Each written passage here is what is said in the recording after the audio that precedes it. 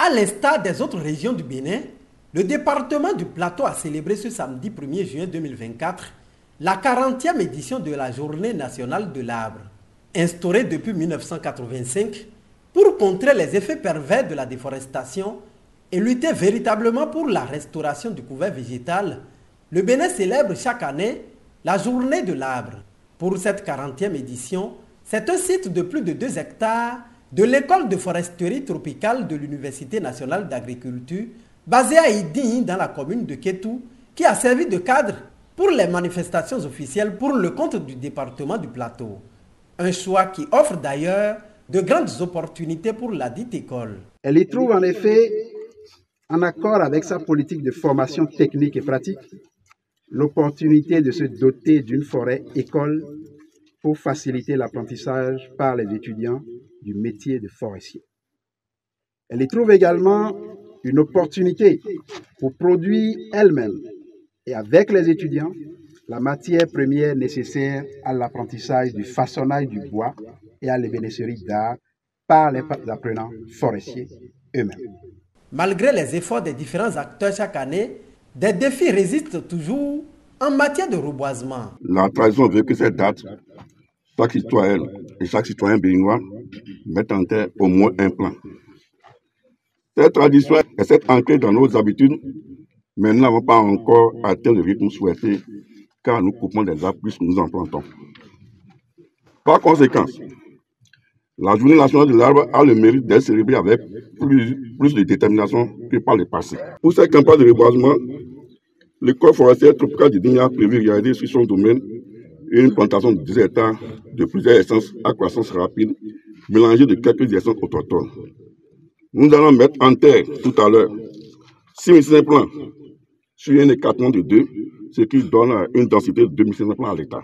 Placé sous le thème « Restauration des forêts et innovation », il est nécessaire aujourd'hui de se baser sur le progrès des nouvelles technologies pour l'atteinte des objectifs, renseigne-t-on. Si le thème de l'édition 2024 de la Journée nationale de l'arbre est « Restauration des forêts et innovation », c'est parce qu'il est aujourd'hui reconnu comme que la déforestation contribue de manière extrêmement importante au réchauffement climatique.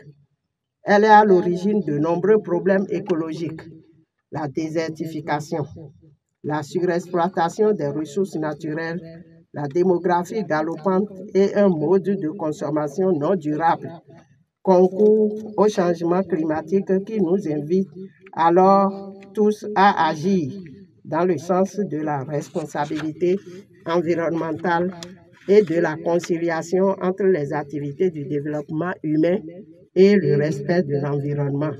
L'ensemble du territoire de notre pays, le Bénin, est aujourd'hui écologiquement dégradé et nos forêts contribuent de moins en moins à une économie durable. Plus que jamais, la restauration des espaces dégradés, l'agroforesterie, l'agro-sylvo-pastoral, en s'appuyant sur l'utilisation des drones, la télédétection des imageries satellites, le système d'information géographique avec l'utilisation des essences forestières bien adaptées auront des impacts positifs sur les écosystèmes forestiers, le climat, la biodiversité et l'économie verte. Ainsi, l'effort de restauration des zones dégradées a graduellement gagné en importance étant donné que l'homme dépend des ressources forestières pour sa survie. Vu l'importance de l'arbre dans la vie humaine, l'autorité préfectorale appelle à investir davantage dans la restauration du couvert végétal en vue d'une économie verte durable. La restauration des différents écosystèmes forestiers est une entreprise stratégique pour l'équilibre écologique et une productivité soutenue de nos écosystèmes. M'inscrivant dans cette vision, je voudrais profiter de cette célébration pour rappeler à tous qu'il est de notre devoir d'investir dans la restauration des zones forestières dégradées par la création des plantations d'espèces à croissance rapide en association avec les essences autochtones. Le reboisement de ce jour sur ce site d'une superficie de 2 hectares et 500 mètres linéaires dans le domaine de l'école forestière tropicale, avec plusieurs essences forestières à croissance rapide mélangée d'essences autochtones, est un exemple vivant. Pour la campagne de reboisement 2023-2024, dont le top vient ainsi d'être donné dans le département du Plateau, faut-il le rappeler, plus de 3 millions de plants ont été produits par les différents acteurs.